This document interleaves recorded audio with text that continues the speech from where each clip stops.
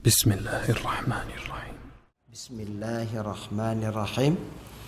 Assalamualaikum warahmatullahi wabarakatuh. Alhamdulillah. Alhamdulillahilladzi hadana lihadza wa ma kunna linahtadiya laula an hadanallah. Asyhadu an la ilaha illallah wahdahu la syarikalah wa asyhadu anna Muhammadan abduhu wa rasuluhu la nabiyya ba'dah. Allahumma salli wa sallim ala Muhammad wa ala alihi wa sahbihi wa mawalah. Amma ba'd. Wa qala Allah ta'ala fil Qur'anil Karim, a'udzu billahi minasy syaithanir rajim. Bismillahirrahmanirrahim. وهذا كتاب أنزلناه مبارك فاتبعوه واتقوا لعلكم ترحمون. Sadaqallahul Azim. Kembali kita panjatkan puji syukur kehadirat Allah Subhanahu wa taala bahwa pada pagi hari yang berbahagia ini Allah telah mengizinkan kita bertemu bersama-sama di tempat yang insyaallah penuh rahmat ini. Dan semoga Allah juga meridhai pertemuan kita ini sehingga banyak manfaatnya kepada kita, baik dari sisi untuk menambah wawasan juga untuk menambah ilmu pengetahuan. Kita sampaikan juga salawat dan salam kepada Nabi besar Muhammad sallallahu alaihi wasallam yang telah membimbing kita sehingga kita mengerti dan memahami, memiliki iman, Islam dan ihsan. Semoga kita termasuk hamba-hamba Allah yang istiqamah dengan aturan-aturan Allah, Al-Quranul Karim, dan apa yang dicontohkan oleh Rasulullah, sunatullah yang memang menjadi tuntunan bimbingan hidup kita. Sidang jamaah yang dirahmati Allah. Kalau kita mengambil kilas balik sedikit, ketika Allah menciptakan Adam, Allah katakan memang tujuannya Adam ini diciptakan untuk ditugaskan di muka bumi menjadi khalifah. Betul kan tidak? Ya begitu kan semuanya. Itu sama-sama kita sudah tahu bahwa tugas Adam menjadi khalifah di muka bumi. Kemudian ketika Adam diperintahkan turun ke bumi, Allah janjikan bahwa dalam surat Al-A'raf ayat 10, kalau tadi Al-Baqarah 30. Nah ini Al-A'raf 10. Kami tempatkan kamu di muka bumi itu, kami siapkan sumber kehidupan. Walaupun kata Allah hanya sedikit yang bersyukur. Artinya apa? Hidup kita di muka bumi ini Allah jamin. Ya, Allah jamin betul apa-apa yang kita butuhkan ada semua di muka bumi. Apa saja yang kita butuhkan, Allah sudah siapkan. Allah rinci apa yang disiapkan ini dalam surat Al-Isra, surat 17 ayat 70. Kata Allah, kami muliakan anak cucu Adam, kami angkut mereka di daratan maupun di lautan, dan kami beri mereka rezeki yang baik-baik, dan kami berikan kelebihan yang sempurna daripada semua makhluk yang kami ciptakan. Ani Al-Isra 70. Artinya kita disiapkan semuanya oleh Allah, tinggal kita mengolahnya. Berarti hidup di muka bumi ini aman. Ya. Kenapa? Coba kita lihat dalam surat Al-Jasiyah. Surat Al-Jasiyah itu surat yang ke-45. pakai laptop. Jadi nanti tolong baca ya. Kalian ini betul. Ya. Jadi dalam surah Al-Jaziyah surat yang ke-45 Allah rinci lagi lebih detail apa saja yang Allah siapkan di muka bumi tadi. Pertama di ayat maaf. Ayat 13. Allah berfirman di sana, Allahul ladzi sakhkhara lakumul bahra litajriyal fulku fihi bi amrihi wa litabtaghu min fadlihi wa la'allakum tashkurun. Laptopnya udah siap? Ya? Oke, baik. Coba dibaca terjemahnya 45 ayat 12. Allah lah yang menundukkan lautan untukmu supaya kapal-kapal dapat berlayar padanya dengan izinnya dan supaya kamu dapat mencari karunia-Nya dan mudah-mudahan kamu bersyukur. Akhir kalimat Allah cuma minta ya kita supaya bersyukur dengan apa yang disiapkan Allah. Allah perintahkan, Allah tundukkan laut. Supaya apa? Kapal-kapal dapat berlayar. Untuk apa? Mencari karunia Allah di dalam laut itu. Kalau nelayan-nelayan kecil ya pakai sampan gitu kan. Mancing. Kalau kapal-kapal yang besar bisa ngangkut semen, besi, mobil dan sebagainya antar pulau bahkan antar negara begitu rupa. Untuk mengambil karunia Allah. Allah siapkan. Ya, yang mau mengolah laut ini ya mulai dari yang kecil-kecil mengambil rumput laut, terumbu karang, semua sih silakan. Ikan-ikan yang mau melakukan pemboran minyak bumi lepas pantai silakan. Silakan ambil. Ada mutiara, intan, berlian di sana, monggo. Gitu. Ya, bahkan kalau kita pelajari ikan-ikan itu punya punya daerah masing-masing. Jadi paling bawah itu yang bersentuhan langsung dengan dasar laut pasir itu tempatnya ikan kerapu. Makanya ikan kerapu itu lebih mahal. Kenapa? Karena memang lantai dasar tempat tinggalnya itu di dasar laut sekali, bersentuhan langsung dengan pasir dasar laut. Nah di atas itu sekali, itulah ikan karang. Yang ada karang-karang semua dia hidupnya di dalam karang-karang itu. Ya. Naik lagi ke atas ada ikan layur. Oh maaf, ikan simba dulu, ikan simba. Naik lagi ke atas, ini areanya ikan layur.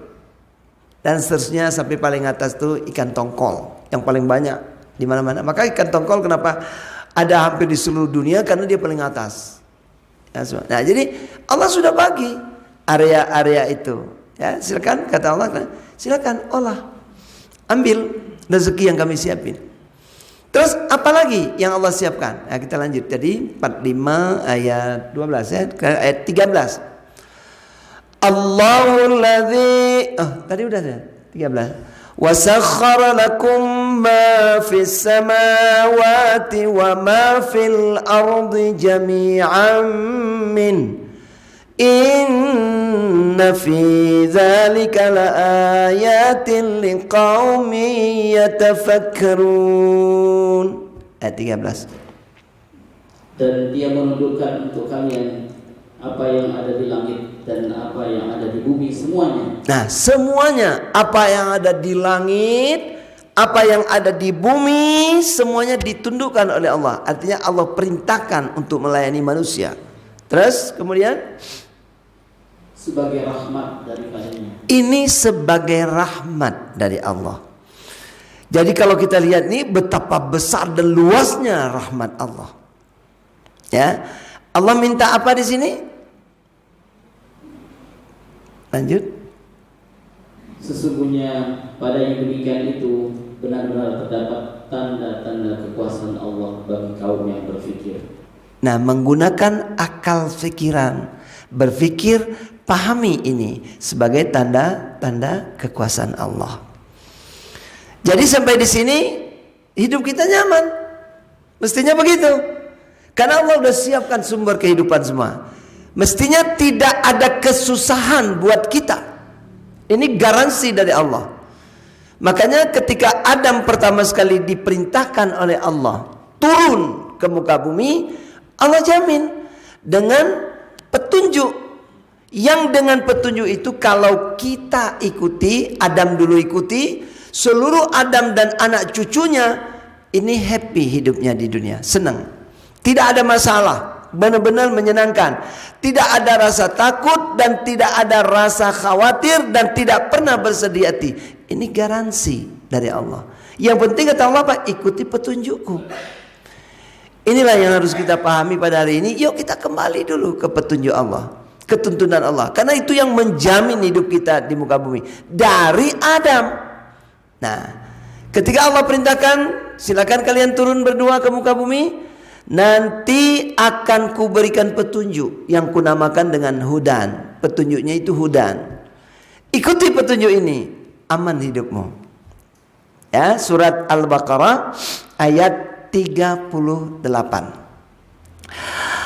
Qulna ihbitu minha jami'a fa imma ya'tiyannakum minni hudan faman tabi'a hudaya fala khawfun 'alaihim wala hum yahzanun. Artinya, kami berfirman, turunlah kalian semuanya dari surga itu. Kemudian jika datang petunjukku kepada kalian, maka barang siapa yang mengikuti petunjukku, niscaya tidak ada kekhawatiran atas mereka dan tidak pula mereka bersedih hati.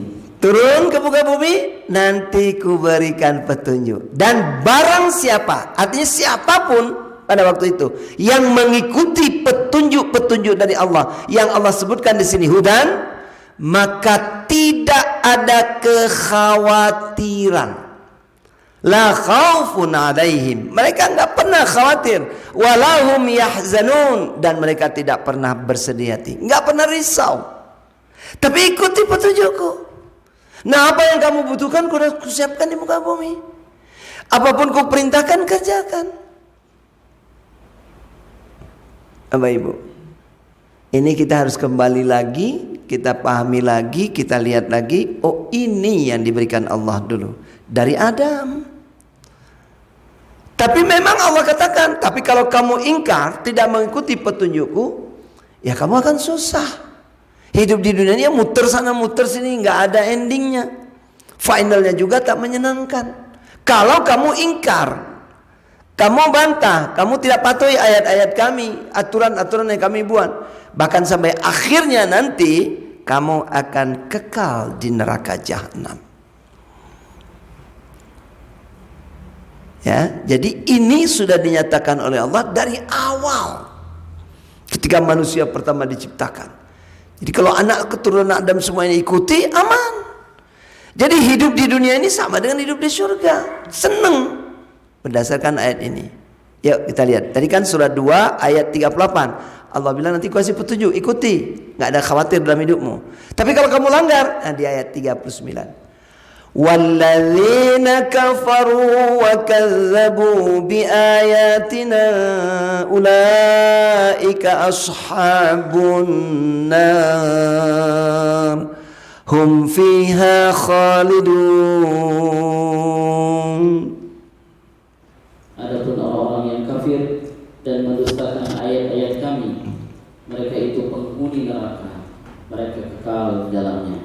Kalau kamu semua kafir, ingkar, membantah, tak mematuhi aturan-aturan kami, dan kamu mendustakannya, tidak melaksanakannya, tidak mengakuinya, kamu kekal di neraka jahanam. Artinya kamu akan mengalami kesusahan hidup. Ya, Bapak Ibu yang dirahmati Allah, kemudian Allah turunkan ayat yang menceritakan bahwa ini nanti hal yang sama seperti ini akan terus ada sampai akhir zaman, sampai ke Rasulullah Muhammad SAW. Jadi tidak hanya di Adam saja. Ya, jadi nanti turun juga ada kitab Taurat dan sebagainya sampai Injil sampai Al-Quran. Ini di ayat-ayat Allah runtun semuanya. Nah, kita langsung lompat saja ke Al-Quran. Allah katakan juga namanya, Allah sebut petunjuk itu hudan. Surat 2 ayat 185. Boleh terjemahan saja Pak Ustadz Sukri supaya menghemat waktu kita pagi ini biar sampai target materi yang mau saya sampaikan tentang rezeki. Ya. Beberapa hari yang ditentukan itu ialah bulan Ramadan, bulan yang di dalamnya diturunkan permulaan Al-Quran sebagai petunjuk bagi manusia. Permulaan diturunnya, awalnya diturunkan Quran, dan Quran itu sebagai petunjuk manusia. Hudan linnas, lagi-lagi namanya hudan disebutkan ya. Dan penjelasan-penjelasan mengenai petunjuk itu, dan penjelasan-penjelasan tentang petunjuk itu. Jadi semua petunjuk yang Allah berikan di Al-Quran ada penjelasannya di Quran itu sendiri, tinggal kita ikuti. Dan sebagai wal furqan, dan pembeda antara yang hak dan yang batil. dan pembeda mana yang baik, mana yang buruk, mana yang hak, mana yang batil, mana yang halal, mana yang haram, semua di Quran ada. Allah sudah siapkan. Ini petunjuk buat kita. Makanya Bapak Ibu yang dirahmati Allah, begitu kita masuk surah Al-Baqarah pertama, alif lam mim, kalimatnya apa? Dzalikal kitabu la raiba fi. Sampai sini aja dulu. Kita ditanya sama Allah. Allah bilang, ini kitab Quran ini, isi semua di dalamnya tidak ada keraguan. Artinya apa? Pasti-pasti, benar-benar, mutlak, hak. Tidak ada keraguan dikit pun. Tinggal kita pada manusia. Ada dua pilihan, percaya tidak, iman tidak. Kalau kita tidak iman dengan pernyataan ini, berarti silakan pilih hidup di luar Islam tanpa Quran, bebas, silakan. Tidak ada ancaman langsung dari Allah, tidak, bebas. Tidak karena kita tidak hidup sesuai Quran langsung hari itu juga dimusnahkan oleh Allah, dihukum. Tidak juga demikian. Tidak mau ikut dengan Al-Quran, silakan, nggak apa-apa. Tapi bagi yang iman, ikut, percaya, la raiba fi, ini benar-benar tidak ada keraguan. Ada lanjutannya, ada hudan lil muttaqin. Baru ada petunjuk ini untuk orang-orang yang bertakwa ini. Islam, iman, takwa. Itu Muslim, mukmin, dan muttaqin. Nah, adalah petunjuk-petunjuk itu. Nah, inilah petunjuk yang harus kita ikuti ya, supaya kita bisa mendapatkan apa yang kita cari. Nah, dalam hidup ini kita ini selalu, nih mindset kita ini, hidup di dunia ini yang pertama dominan energi kita pakai itu total hampir semuanya untuk bagaimana mendapatkan rizki. Lebih sempit mengkerucut lagi, gimana nih cari uang. Inilah yang ada di mindset kita. Walaupun sebenarnya coba kita lihat, ini Allah yang berfirman, Allah yang nyatakan. Kalau kita bicara cari rezeki, cari uang, itu kan hidup di dunia. Urusan dunia, nih dunia dan akhirat nih yang lebih penting mana sih? Bagaimana? Semua mungkin kita sepakat, ya pokoknya 50-50 aja. Benar nggak Pak? Saya mau tanya, benar nggak? Hampir semua kita setara standarnya, yang penting 50-50. Ibadah kita kerjakan, dunia juga kita kerjakan. Sepakat? Sepakat ya? Tapi coba, saya tidak menyatakan salah benar dan sebagainya atau pilihan lain, enggak. Cuma saya hanya menyampaikan ayat. Kata Allah tentang dunia dan akhirat itu seperti ini. Surat 17 ayat 21. Coba sekarang silakan pertimbangkan sendiri aja maunya gimana. Allah bilang begini, perhatikanlah bagaimana kami melebihkan sebagian dari mereka atas sebagian yang lain. Nah, Allah suruh perhatikan, kok ada orang yang dilebihkan, derajatnya lebih dimuliakan, lebih tinggi daripada bagian lainnya. Ada yang bagian yang susah dan sebagainya. Ini Allah suruh perhatikan itu. Terus Allah katakan apa? Dan pasti kehidupan akhirat itu lebih tinggi tingkatnya dan lebih besar keutamaannya. Ini ayat, bukan kata saya.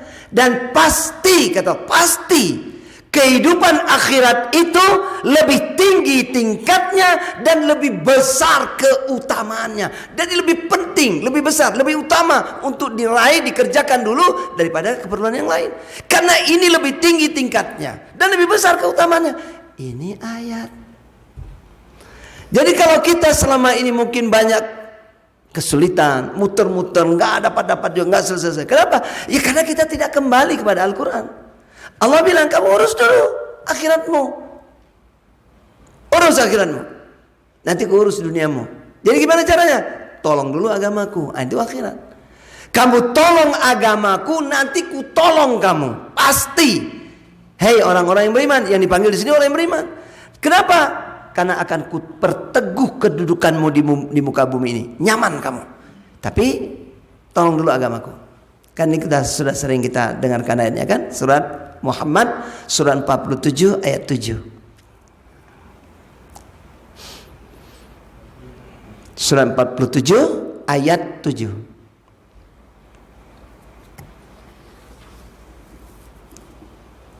Dapat? Hai orang-orang yang beriman, Hai orang-orang yang beriman, jika kalian menolong agama Allah, jika kalian menolong agama aja Allah, melaksanakan, menyampaikannya, merawatnya, memperjuangkannya agama Allah ini, apa kata Allah? intan surullah yang surkum, dan dia akan menolongmu. Pasti Allah akan tolong kita. Wa yutsabbit aqdamakum, dan meneguhkan kedudukanmu. Ini janji Allah. Kalau kamu tolong, kamu kerjakan, kamu laksanakan, kamu amalkan, kamu syiarkan, kamu sampaikan agamaku, maka akan aku tolong untuk semua kebutuhanmu. Ini dahsyat. Ku perteguh kedudukan di muka bumi. Bapak Ibu yang dirahmati Allah, kenapa kita harus kembali kepada Al-Quran dan memahami ayat-ayat Allah? Itu tadi.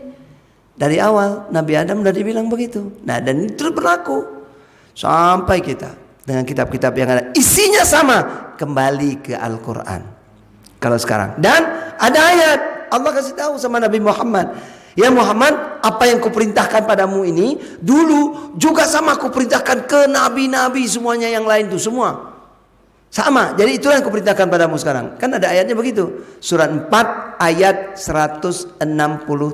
Mari kita dengarkan terjemahannya. Bapak Ibu yang punya Android bisa dibuka di Digital Quran. Android.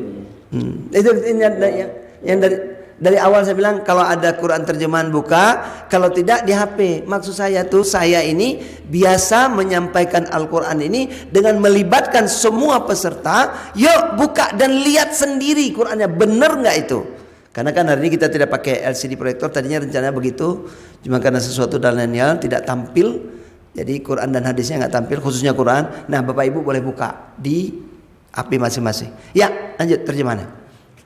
Sesungguhnya kami telah memberikan wahyu kepada kalian, sebagaimana kami telah memberikan wahyu kepada Nuh dan nabi-nabi yang kemudiannya. Dan kami telah memberikan wahyu pula kepada Ibrahim, Ismail, Ishak, Yakub dan anak cucunya, Isa, Ayub, Yunus, Harun dan Sulaiman. Dan kami memberikan Zabur kepada Daud. Ya kan? Jadi nabi-nabi yang lain, rasul-rasul lain juga terima. Sudah kami berikan. Begitu diberitahukan oleh Allah. Sama. Jadi agama langit ini dari Allah semuanya sama. Satu. Sampai ke kita. Nah, Bapak Ibu yang dirahmati Allah, yuk sekarang kita lihat. Apa rezeki yang Allah berikan pada kita dan bagaimana mengambilnya? Ini yang paling penting yang perlu kita ketahui untuk topik kita hari ini, ya. Satu, Allah panggil manusia semuanya. Allah bilang, ini aku siapkan rezeki untukmu di bumi. Terus Allah bilang, halal dan baik. Ada batasannya begitu. Terus Allah kasih tahu, yang penting jangan kamu ikuti langkah-langkah syaitan. Jangan nafsu berlebihan tidak terkendali, bisa merusak bumi. Kan gitu ya. Ayatnya surat 2 Al-Baqarah 168.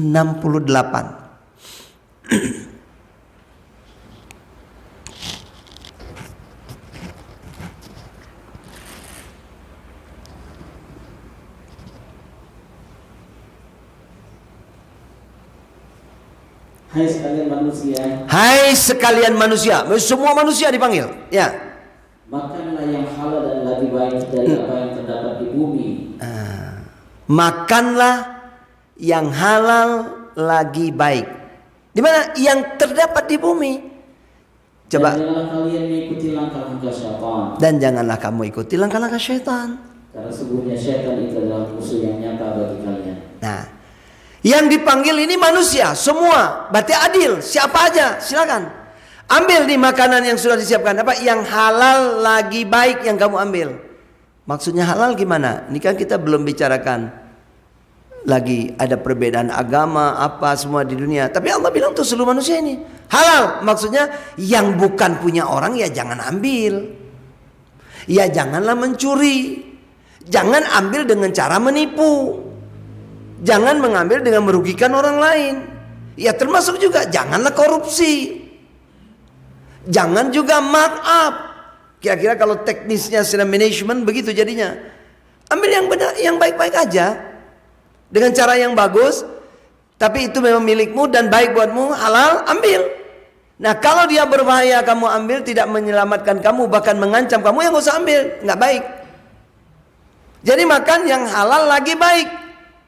Tapi ketika kamu mau mendapatkan ini gimana? Ini terdapat di bumi. Terdapat di bumi. Olah. Kerja, cari. Manage. Kelola. Yang ada di bumi itu. Artinya untuk mendapatkannya kamu kerja. Jangan diam aja. Karena dia cuma terdapat di bumi. Ya kan? Nah, minyak bumi ya bor. Lakukan. Di kedalaman berapa sekian sampai dapat. Kira-kira begitu. Nah, mutiara di laut ya nyelam. Mau ikan kerapu tadi ya ke dasar laut. Artinya Allah perintahkan kerja. Jadi silakan ambil yang terdapat di bumi, yang halal lagi baik.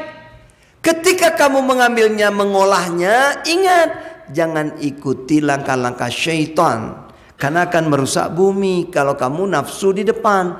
Tidak peduli asal ambil aja. Ya sama kalau kita pikir ambil ikan misalnya. Pukat harimau. Sikat semua. Dari yang besar sampai yang kecil-kecil. Habis. Nah, ini mengikuti langkah-langkah syaitan. Karena syaitan itu musuh yang nyata bagimu. Kerjakan, ambil dengan cara yang bijak. Tidak merusak sumber. Begitu. Ini Allah berikan. Tapi perlu kita sadari dulu, ini yang dipanggil siapa? Hai manusia. Berarti semuanya silakan ambil. Nah, ini pertama konsepnya. Yang kedua, Allah berikan yang lebih enak untuk mendapatkannya. Siapa? Allah panggil, hai orang-orang yang beriman. Nah, di ayatnya, karena yang dipanggil ini sudah ada iman di dalam dadanya, maka Allah nggak singgung lagi tentang halal. Kenapa begitu? Karena dengan iman orang itu tidak akan mengambil milik orang lain. Dengan iman dia tidak akan mencuri. Dengan iman dia tidak akan merugikan orang lain. Dengan iman dia tidak akan makan yang korupsi. Dengan iman dia akan mengambil yang menyelamatkan dunia dan akhirat baginya. Jadi ayatnya tidak ada lagi halal. Yang ada apa? Yang baik-baik bagimu. Ya kalau baik ini ambil. Kalau nggak baik nggak usah ambil. Terus apa Allah minta? Bersyukur ya dengan apa yang aku berikan. Dan ini kamu lakukan kalau betul-betul kamu hanya menyembahku. Tidak ada Tuhan selain aku. Naik Al-Baqarah 172.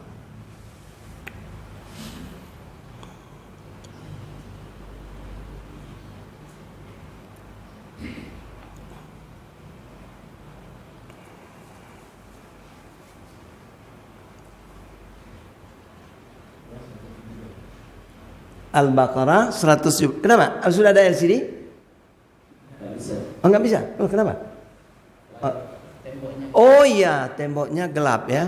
Oh, ya nggak ada screen kita ya. Hai Ya. orang-orang yang beriman, Hai orang-orang yang beriman. makanlah di antara rezeki yang baik-baik yang kami berikan kepada kalian. Nah, tuh lihat kalimatnya. Kalau tadi hai manusia, makanlah rezeki yang halal lagi baik, yang tersedia di bumi. Disuruh kita cari, gali, kelola. Gali, kelola, dan olah. Di sini tidak. Hei orang-orang yang beriman, makanlah rezeki yang baik-baik yang kami berikan kepadamu. Bapak Ibu, saya tanya, kalimat ini beda enggak? Yang tersedia di muka bumi, olah, cari. Dengan yang kami berikan, didekatkan sehingga lebih mudah mendapatkannya. Pertanyaan saya dulu, beda enggak Pak? Kok tidak ada jawaban? Beda. Bapak Ibu memilih yang pertama atau memilih yang kedua? Jelas lebih mudah. Karena Allah bilang, aku berikan kepadamu. Terus Pak, lanjut. Washkurulillah, dan bersyukurlah kepada Allah. Itu yang diminta. Dari apa yang udah kusiapkan semua ini, yang tadi di awal, kutempatkan kamu di muka bumi, kusiapkan sumber kehidupan. Kuberikan rezeki yang baik-baik. Laut kutundukkan, olah, itu karuniaku. Apa yang ada di langit dan seluruh bumi isinya, itu rahmatku, ambil. Nah ini sekarang Allah berikan, nih kuberikan kepadamu. Bersyukur pada Allah, karena ini datangnya dari Allah. Terus kemudian, In kuntum iyyahu ta'budun, jika benar-benar kalian hanya menyembah kepadaku. nah kalau hanya mengharapkan daripada Allah. Dan Allah kan bilang, wa may yattaqillah yaj'al lahu makhraja wa yarzuqhu min haitsu la yahtasib wa may yatawakkal 'ala Allah, ya gitu ya. Fa huwa hasbuh. Tuh. Kalau kamu tawakal, ini di surat 65 ayat akhir dari ayat 2 di bagian akhir sekali dan nyambung ke ayat 3-nya. Di ayat 3-nya, wa may yatawakkal 'ala Allah fa huwa hasbuh. Itu tadi. Jadi kalau kamu tawakal, hanya menyandarkan pada Allah, hanya menggantungkan hidupmu pada Allah, hanya berharap dari Allah saja, maka aku cukupkan kebutuhanmu. Subhanallah, mestinya kita nggak susah. Kita iman nggak? Itu tadi maka la raiba fi. Ingat itu, iman nggak? Kalau iman, ini benar. Tidak ada keraguan. Ini benar semua. Allah yang janji. Dan dalam surat 3 ayat 9. Innallaha yukhliful mi'ad. Ya, coba. Rabbana innaka jami'un nasi liyaumin la raiba fihi innallaha la yukhliful mi'ad. Nah, sesungguhnya Allah tak pernah menyalahi janjinya. Benar. Janji Allah itu benar. Dan dalam surat 3 ini juga, tapi di ayat 194. Innaka la tukhliful mi'ad. 194. Ya Tuhan kami, berilah kami apa yang telah Engkau janjikan kepada kami dengan perantaraan rasul-rasul Engkau, dan janganlah Engkau hinakan kami di akhirat, di hari kiamat. Sesungguhnya Engkau tidak menyalahi janji. Innaka la tukhliful mi'ad. Allah tidak pernah ingkar janji, tidak pernah. Maka Allah pertegas dalam surat 51 Az-Zariyat ayat 5. Apa kata Allah? Apa saja yang dijanjikan Allah pasti benar. 51 ayat 5. Sesungguhnya apa yang dijanjikan kepada kalian pasti benar. Pasti benar. Tidak pernah salah, pasti benar. Yang dijanjikan itu pasti benar. Bukan hanya benar, dengan tegas lagi Allah katakan, apa yang dijanjikan Allah pasti akan terjadi. Surat 77 Al-Mursalat ayat 7. Innama tu'aduna lawaqi'. Sesungguhnya apa yang dijanjikan kepada kalian itu pasti terjadi. Sudah benar dan pasti terjadi. Dan Allah tinggal katakan, Allah cuma bilang, tinggal kamu minta sama aku, pasti ku beri. 40 ayat 60.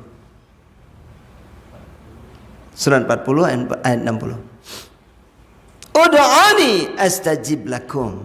Kan gitu kata Allah. Dan Tuhanmu berfirman, berdoalah kepadaku, niscaya akan kuperkenankan bagimu. Sesungguhnya orang-orang yang menyombongkan diri dari menyembahku akan masuk neraka jahanam dalam keadaan hina dina. Yang nggak mau minta itu sombong, kata Allah. Kamu tidak datang mendatang padaku dengan merendahkan dirimu, menyembahku dan minta, sombong. Tapi kalau kamu datang minta, pasti ku beri. Nanti kita lihat keterangan lebih lanjutnya. Bapak Ibu yang dirahmati Allah, maunya Allah begitu. Ketika kita diuji dengan kesusahan dan sebagainya, datanglah bersama Allah dengan merendahkan diri dan minta tolong ke Allah. Surat 6 ayat 42. Dan sesungguhnya kami telah mengutus rasul-rasul kepada umat-umat yang sebelum kalian. Kemudian kami siksa mereka dengan menimpakan kesengsaraan dan kemelaratan, supaya mereka memohon kepada Allah dengan tunduk merendahkan diri. Ini maunya Allah. Datang, sembahlah, aku minta merendahkan diri. Rasul-rasul sebelumnya semua mengalami hal yang sama. Jadi bukan semata-mata kita mau ambil begitu aja, tapi ketika kita menyembah Allah, tidak ada Tuhan selain Allah, benar-benar kita hanya berharap dari Allah. Sebagai iman kita, Allah permudah. Nih, ku dekatkan, ku berikan. Tadi Al-Baqarah 172. Ya, tidak mesti harus diuji dengan kesengsaraan. Bisa. Tetapi lebih dimudahkan lagi oleh Allah. Ketika Allah bilang, tapi kalau kamu iman dan takwa, subhanallah. Tadi ayat pertama, hei manusia, nggak bicara itu agama apa, bagaimana, pokoknya semuanya sama, haknya diberikan oleh Allah. Yang kedua, hai orang-orang yang beriman, jelas sudah muslim karena dia beriman. Sekarang seandainya kamu itu beriman dan bertakwa, nah bagaimana Allah berikan rezeki untuk orang-orang yang beriman dan bertakwa? Yuk perhatikan surat 7 ayat 96. Jikalau sekiranya penduduk negeri-negeri beriman dan bertakwa, pastilah kami akan melimpahkan kepada mereka berkah dari langit dan bumi. Subhanallah, pastilah kami akan limpahkan. Namanya berlimpah. Ini air satu ember tumpah-tumpah. Ada bak, hidup krannya, nggak berhenti-berhenti, ngucur, mungkin ada 2, 3, 4 kran penuh melimpah.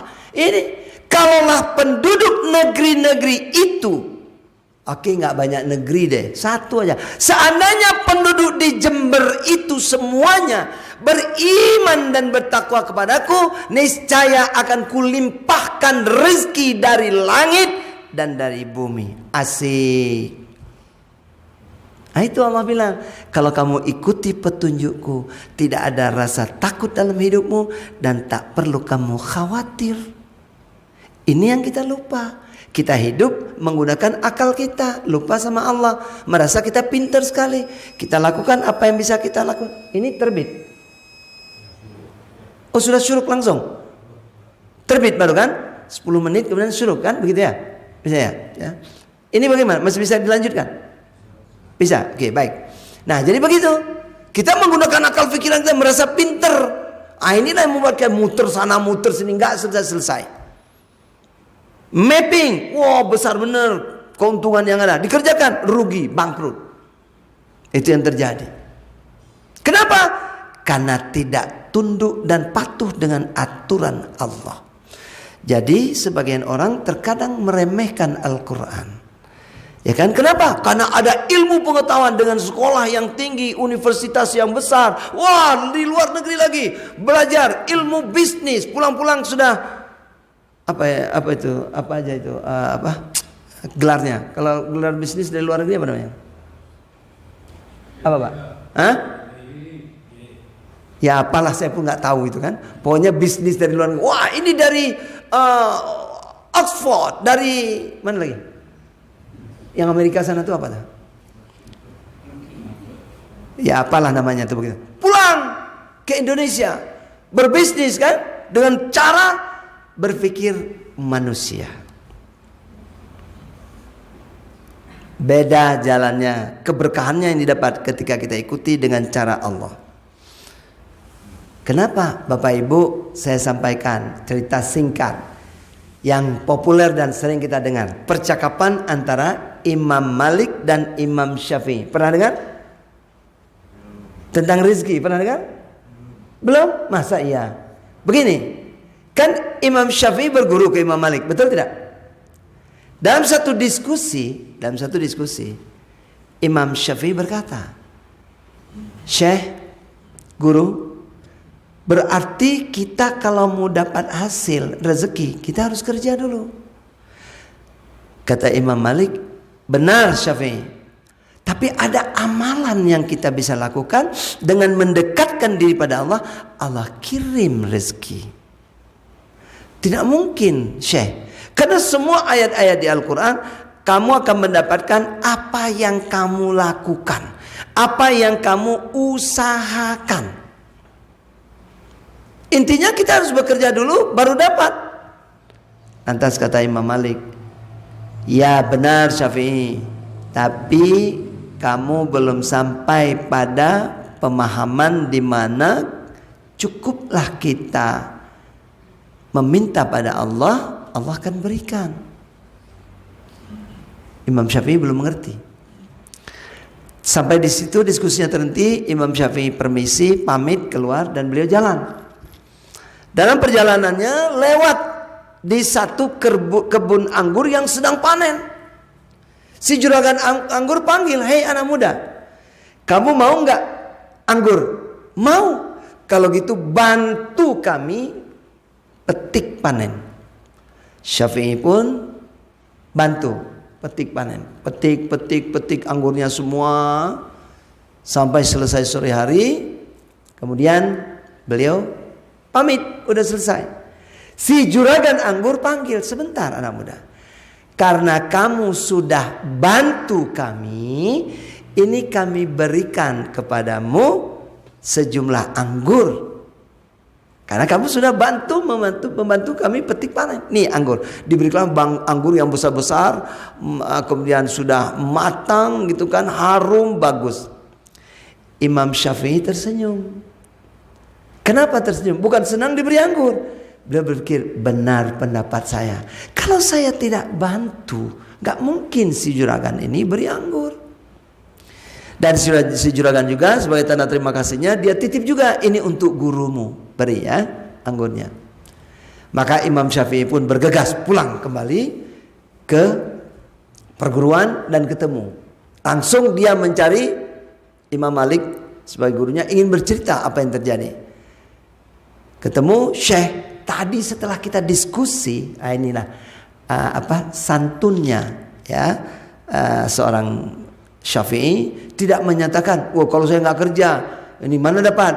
Salah Syekh, tadi bilang begitu. Enggak begitu dia. Tapi Syekh, tadi setelah diskusi kita selesai, saya jalan. Di perjalanan saya dipanggil oleh seorang juragan anggur yang lagi panen kebunnya, anggurnya. Dia minta bantu kalau saya mau anggur. Saya pun bantu. Setelah saya bantu pulang, dia katakan, ini karena kamu sudah bantu kami panen, ini saya berikan. Nah, guru, dia tidak mengatakan apa pendapat dia tadi, cuma mengatakan karena kami sudah bantu, dia berikan. Dan ini juga dititipkan untuk guru. Imam Malik pun tersenyum dan berkata, Syafi'i, kamu benar. Karena kamu sudah bekerja, kamu dapat hasilnya. Tapi tadi siang ketika saya mau keluar mengajar, itu terik benar panas matahari. Lantas saya berpikir, wah panas begini, kalau ada anggur yang besar-besar, yang sudah mateng, harum lagi, enak banget. Sekarang kamu datang, bawa anggur untuk saya, dititip oleh juragan itu. Begitu Bapak Ibu. Jadi tidak bekerja tapi dapat. Ini cerita. Bagaimana kalau cerita di Al-Quran? Ada nggak yang begitu? Yuk kita perhatikan. Siapa yang mendapatkan makanan seperti ini tanpa harus bekerja selalu dikirim oleh Allah. Ya, kita mulai Ali Imran 35. Kita kenal dulu orangnya siapa.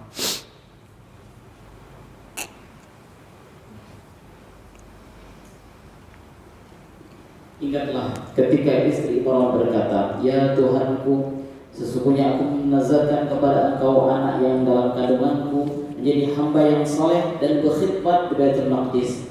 Karena itu terimalah nazar itu daripadaku. sesungguhnya engkaulah yang maha benar lagi maha mengetahui. Sampai 37 Pak Ustadz. Lanjut 36, 37. Maka tatkala istri Imran melahirkan anaknya, dia pun berkata, ya Tuhanku, sesungguhnya aku melahirkannya seorang anak perempuan, dan Allah lebih mengetahui apa yang dilahirkannya itu. Dan anak laki-laki tidaklah seperti anak perempuan. Sesungguhnya aku telah menamai dia Maryam, dan aku mohon perlindungan untuknya serta anak-anaknya. Ya, terus? Maka Tuhan menerimanya sebagai nazar dengan penerimaan yang baik, dan mendidiknya dengan pendidikan yang baik, dan Allah menjadikan Zakaria pemeliharanya. Setiap Zakaria masuk untuk menemui Maryam di mihrab, ia dapati makanan di sisinya. Nah, setiap kali Zakaria yang diberikan tanggung jawab mengasuh Maryam datang ke mihrab melihat Maryam ini sudah makan belum? Bagaimana ini makanannya? Selalu sudah tersedia makanan di sana. Zakaria bertanya, hai Maryam, dari mana kamu peroleh makanan ini? Maryam menjawab, makanan itu dari sisi Allah. Sesungguhnya Allah memberi rezeki kepada siapa yang Dia kehendakinya tanpa hisab. Makanan itu dari sisi Allah. Allah memberikan kepada siapa yang Dia kehendaki. Nah, tidak bekerja, dapat. Masih ada nggak kondisi seperti ini? Masih sering dan banyak sekali. Contoh, Bapak-bapak sekalian pulang dari Jumat, sholat Jumat di sini, terus pulang ke rumah. Dalam perjalanan ke rumah terbayang, aduh, kayaknya pengen juga ada kari kambing enak ini, atau siang-siang begini makan dengan pecal yang khas gitu, enak gitu kan. Terbayang begitu aja. Sampai ke rumah, Assalamualaikum. Waalaikumsalam. Umi, apa lauk kita hari ini makan? Wah kan baru pulang di Jumat pengen makan. Uminya jawab, waduh Abi, tadi ada tamu datang kemari, tapi nggak bilang dari mana, cuman menitipkan aja ini ada kari kambing dan pecel. Hah? Kaget. Terjawab sering.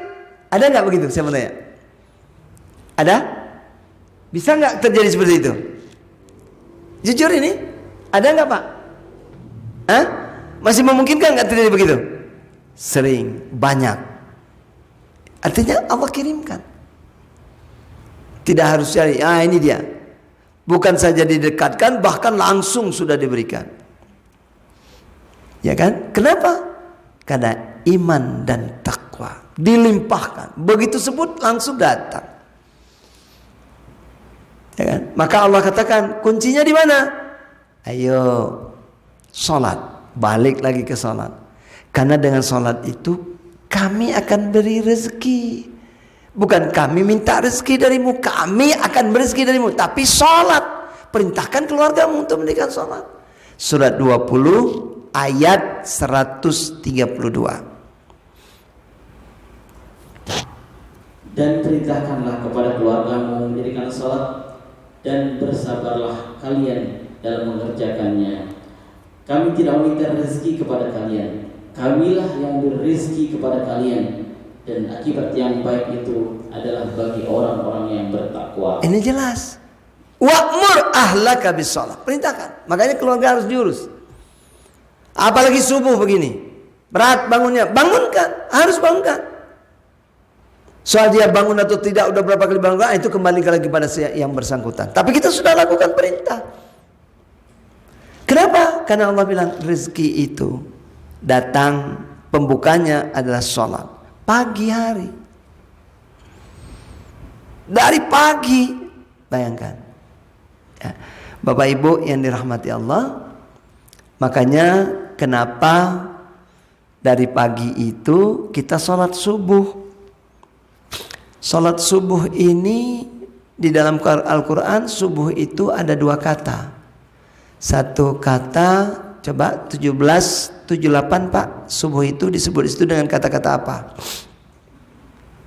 Aqimus sholata liduluki syamsi ila ghasaqil lail wa Qur'an al-fajr.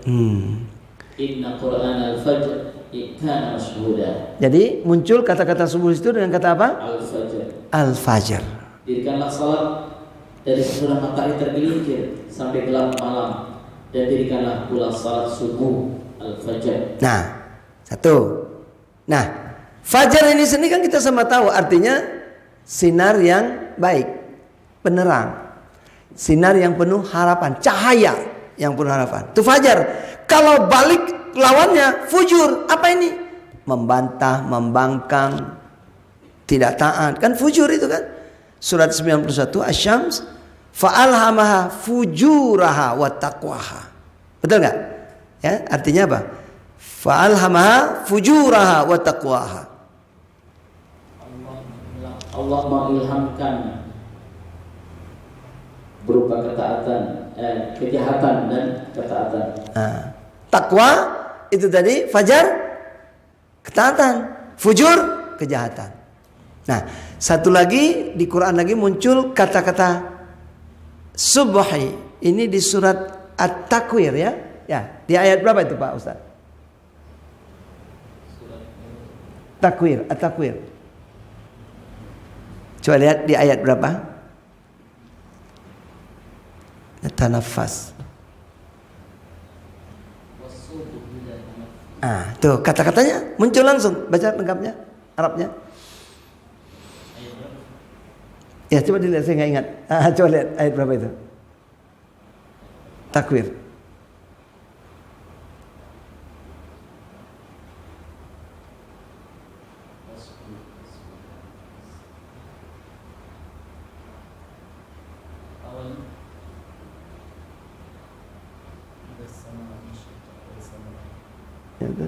Jadi ada nggak? Artinya di surat Takwir satu kata subuh. Nah Bapak Ibu yang mau saya sampaikan sebenarnya gini. Kita sholat mulai subuh, terus duhur, asar, maghrib, isya. Kenapa subuh ini? Ada apa? Nah, yuk kita lihat asal kata dari subuh itu di dalamnya berangkat dari asbah. Asbah ini artinya apa? Siap dengan rencana. Jadi pagi subuh itu kita sudah penuh dengan perjalanan. Muslim itu begitu. Sudah ada rencana-rencana kerja apa yang harus dilakukan. Nah dengan sholat subuh sujud ke Allah, minta tolong sama Allah. Ya Allah, pukul 8 saya mau ketemu dengan orang ini. Ya Allah, pukul 9 nanti ini kegiatan saya. Pukul 10, 11, 12, 13, 14, 15 sampai malam hari pukul berapa. Sudah ada rencana. Di subuh itulah kita minta ke Allah supaya Allah mudahkan. Gitu. Allah mudahkan dan kita bisa kerjakan. Dan ini berhubungan dengan kalimat yang kata Allah, ketika kamu kerjakan, kamu sudah minta pagi subuh, terus berjalan di hari itu, ada kerjaan yang kamu lakukan, ada tantangan, ada halangan, ada rintangan. Nah, kalau ada kesulitan begitu, datang lagi sama aku. Minta tolong. Minta tolong untuk kuberikan solusinya. Yang penting hadapi semua permasalahan itu dengan tenang, kata Allah. Jangan gegabah, jangan putus asa, jangan tergesa-gesa. Ini ayat. Jadi datang padaku, nanti kuberikan jalan keluar. Itulah surat 2 ayat 45. Wasta'inu. Mintalah tolong padaku kalau ada masalah. Wasta'inu bis sabri. Tapi sabar. Kenapa sabar? Dijelaskan dalam surat 76 Al-Insan ayat 24. Bersabarlah kamu untuk melaksanakan semua ketetapanku. Dan jangan kamu ikuti orang-orang kafir dan orang berdosa itu. Jadi sabar. Masalah apapun yang kamu hadapi, sabar. Nah setelah kamu tenang, sabar menghadapinya, kamu datang minta tolong, akan kuberikan jalan keluarnya. Di mana? Di sholat. Wasta'inu bis sabri was sholat. Allah kasih jalan keluar di sholat. Nah, contoh siapa yang dikasih jalan keluar langsung sedang sholat, dia minta langsung dapat jalan keluar dari Allah. Nih lanjutan tadi cerita Maryam, kan surat 3 ayat 37. Yuk kita lihat 38. Zakaria yang melihat makanan langsung datang sebegitu itu terinspirasi. Kenapa Maryam bisa? Tidak harus kerja dapat makanan. Kalau gitu saya juga bisa. Sudah sekian puluh tahun berkeluarga, belum punya anak. Dan saya sudah tua, rambut sudah memutih, tulang belulang sudah lemah, istri sudah mandul dan sudah menopause, nggak mungkin punya anak. Kata orang-orang semua lingkungan keluarga saya nggak mungkin punya anak. Saya harus ngadu ke Allah seperti Maryam ini bisa dapat makanan. Kenapa saya tidak? Maka kita dengarkan dua ayat 38 39. Surat 3 ayat 38.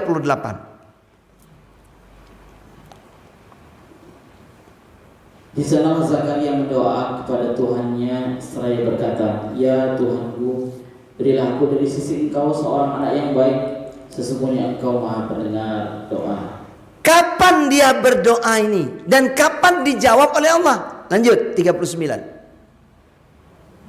Kemudian malaikat Jibril memanggil Zakaria, sedang dia tengah berdiri melakukan sholat di sedang berdiri melakukan sholat di mihrab itu.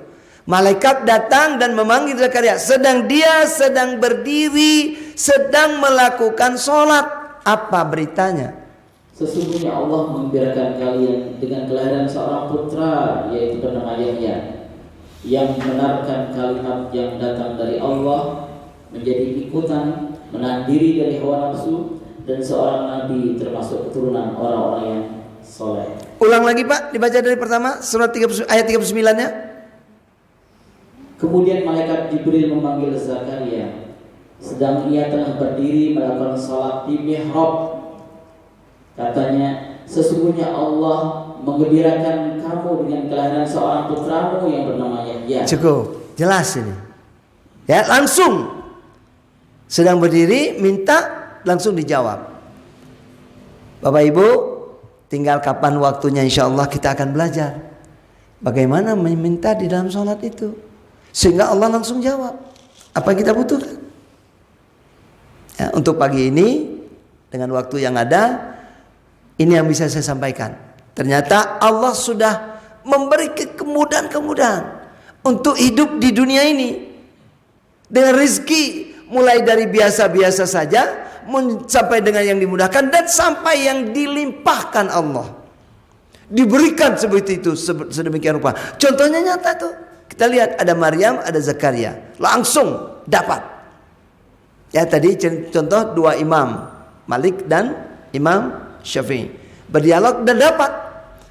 Ini kenyataan yang ada. Nah tinggal lagi kita mengevaluasi diri kita. Selama ini kita sudah masuk di mana dan apa lagi yang harus kita perbaiki. Sehingga sebagai penutup Allah katakan ayatnya surat 7 ayat 35. Hai anak-anak Adam. Hai anak-anak Adam.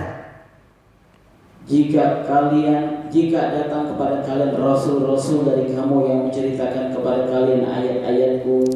Jika nanti datang rasul-rasul, berarti banyak terus panjang waktunya, yang menceritakan tentang ayat-ayatku, apa perintah Allah? Maka barang siapa yang bertakwa dan mengadakan perbaikan. Nah, kamu taati, kamu patuhi. Barang siapa yang taat dan patuh, takwa, dan setelah kamu tahu ayat ini, kamu tahu bahwa banyak yang belum kamu kerjakan, perbaiki diri, ikuti ayat-ayat itu. Kamu bertakwa dan memperbaiki diri, apa jaminannya? Tidak ada kekhawatiran terhadap mereka dan tidak pula mereka bersedih hati. Ini info penting buat kita, walaupun kita udah sering banget membaca ini. Cuman selama ini belum penelaannya, belum menyentuh diri kita. Ternyata ini pagi ini qadarullahnya Allah buka. Wow, keren ini.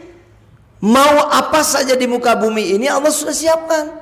Tinggal apa? Tingkatannya mana? Apakah kita mau masuk pada kelompok manusia umumnya? Ya kerja keras, gali, cari, olah, capek, pakai pikiran, semuanya silakan. Atau mau menempuh jalan orang-orang yang beriman, minta didekatkan, diberikan sama Allah, tinggal ambil, nggak capek-capek banget kerja.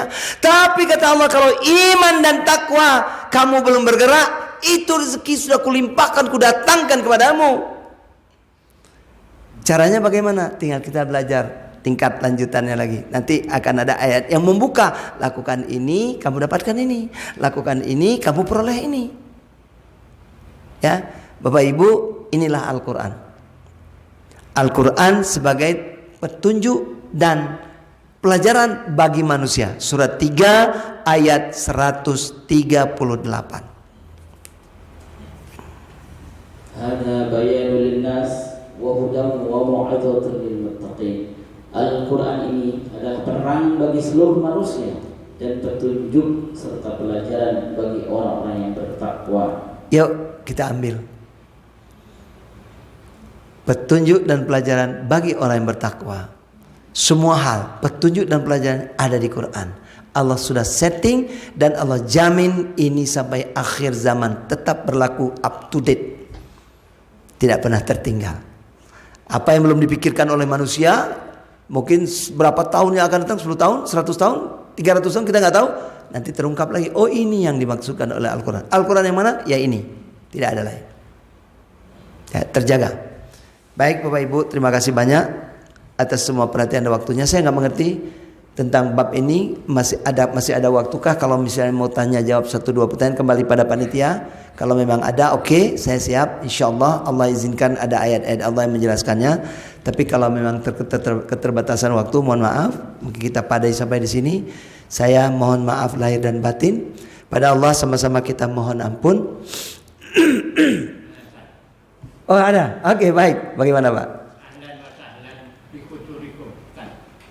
Sama punya kepengen kenal Ismun bin Iya. Baik. Nama lengkap saya, nama lengkapnya Muhammad Akhir Faisal Hani Abdullah bin Syekh. Itu nama lengkap. Sehari-hari dikenal dengan nama Faisal Hani. Lupa tadi menyampaikan Pak ya. Saya datang kemari bersama istri dan anak.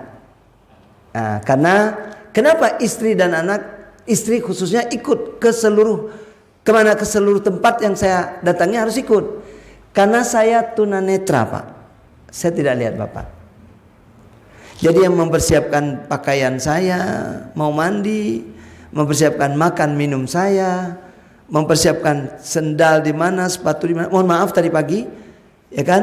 Karena saya sudah selesai tahajud, sudah dengar ngaji-ngaji, mau kemari, cuman tadi ibunya masih prepare yang lain, jadi saya jalan sendiri, pelan-pelan saya jalan karena kemarin sudah 2 kali keluar masuk, nggak ada yang tahu.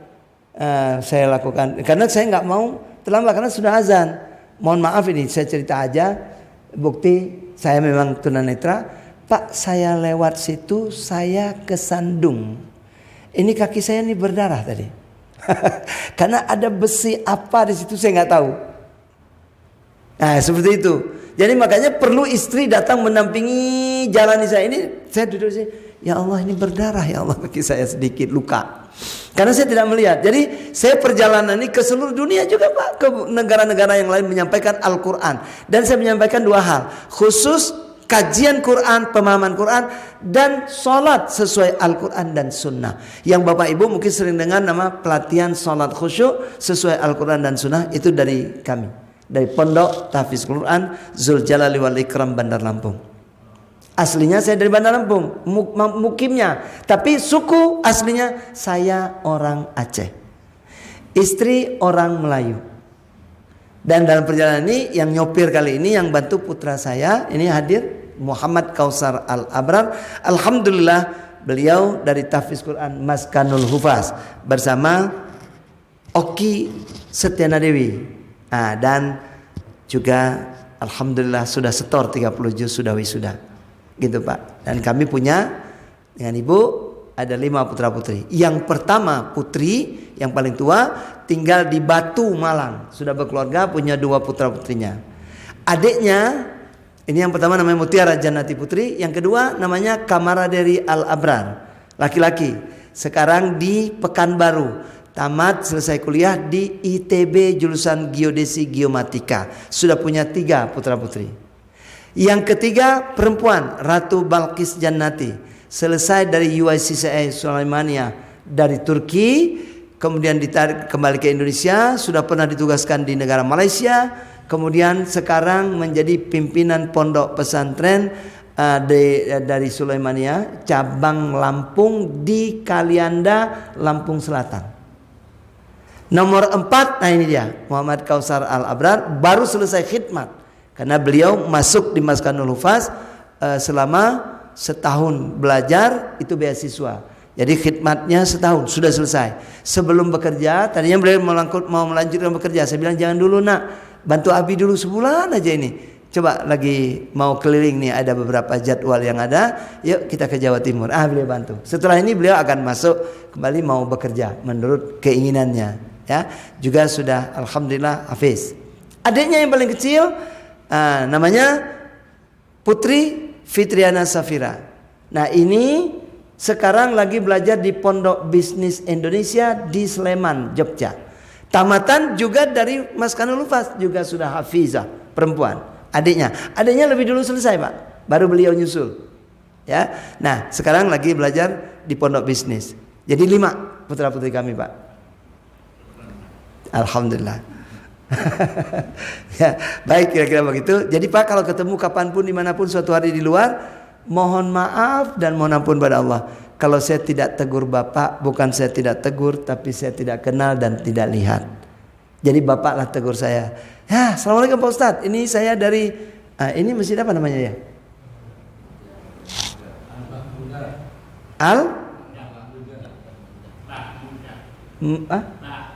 Bah Muda. Ya, nah ini dari Masjid Bah Muda Jember. Jember apa Jember? Jember. Jember. Nah Bapak bilang begitu baru saya bisa tahu. Kalau nggak tahu. Ya, jadi kalau saya kemana-mana jalan terus gandengan sama istri, saya pegang ya karena saya nggak ngelihat Pak. Harus beliau. Jadi sisa saraf mata saya sekarang ini cuma ada 3%. Di sudut ini aja. Sudut lagi. Jadi ini saya lihat yang saya lihat bapak-bapak ini. Di sini nggak ada. Jadi saya perempuan ini tangan saya 5 jari. Ini saya lihat nih bayangannya. Saya gerak ke kiri, ini jempol saya hilang, telunjuk hilang, jari tengah hilang semua. Di sini pun saya letakkan nggak ada, karena memang nggak ada lagi saraf matanya. Jadi ini begini. Dan Pak, Bu, saya belajar Quran ini setelah tidak melihat. Dalam usia 48 tahun saya baru belajar memahami Quran. Jadi bukan dari kecil. Bukan mondok, enggak pernah mondok. Walaupun sekarang ya mengasuh pondok. Tapi belajarnya itu dalam keadaan buta, tidak melihat, saya belajar dengan penuh semangat. Dan bayangkan lagi saat-saat itu anak-anak lagi kuliah, lagi SMA, mata sudah tidak melihat lagi. Itu tadi jawabannya, 3 tingkatan rezeki. Dengan izin Allah ada jalan. Yang paling pertama di Brawijaya selesai. Sekarang dalam kurun waktu setelah selesai bekerja, dengan izin Allah beliau itu sebagai manajer eksekutif di Niki Kopi Tiam Batu Malang di depan Jatim Park 3. Dan beliau dengan izin Allah berhasil mengubah semua makanan. Karena ini kan perusahaan Chinese food restaurant. Semua yang haram dihapus semua. Dan inilah satu-satunya Chinese food restaurant yang ada halal MUI. Karena putri saya itu sendiri yang langsung menjadi penyelia halalnya. Dan setelah ini sekarang banyaklah hotel-hotel dan restoran-restoran yang lain di Batu dan di Malang yang beliau sebagai penyelia halalnya. Dia ajak, yuk kita halalkan, yuk kita halalkan. Buang semua. Apa itu angciu, mohon maaf, apa itu rum, ya, apa itu minyak wijen. Nah, hati-hati, minyak wijen yang banyak dipakai di pasar yang bikin nasi goreng, mie goreng itu apa? Minyak wijen yang tidak ada label halalnya itu jelas itu haram. Ini kata putri saya begitu. Karena pasti ada kandungan minyak babi di sana. Jadi kalau dia pakai minyak wijen, lihat ada minyak wijen yang memang ada halal MUI-nya. Ini kita nggak tahu. Dan hati-hati penjual sate. Kalau penjual sate itu, lihat dulu kuasnya. Dia pakai minyaknya itu, dia lus, ya, disapu di satenya itu. Kalau kuasnya itu made in China, itu pasti bulu babi.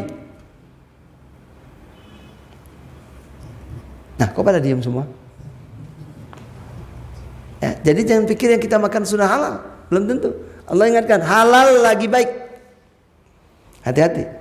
Ya, saya tidak cerita lebih banyak karena waktu sudah terbatas juga. Ya kira-kira begitu. Nah, itu nomor 1, nomor 2 kerja di Pertamina. Tadinya lulus beliau di Chevron, tapi Chevron habis kontrak di Indonesia, diambil alih oleh Pertamina, jadi ganti baju sekarang pakai Pertamina.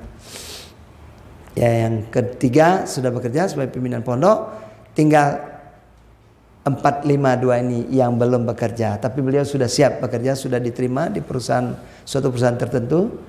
Dan tinggal balik ini beliau mau action gitu kan, mau mengukuhkan diri sebagai laki-laki gitu, punya pekerjaan dan kemudian mau melanjutkan kuliah. Masih pengen juga Pak, walaupun sudah hafiz, pengen juga menikmati sekolah tinggi universitas itu gimana gitu.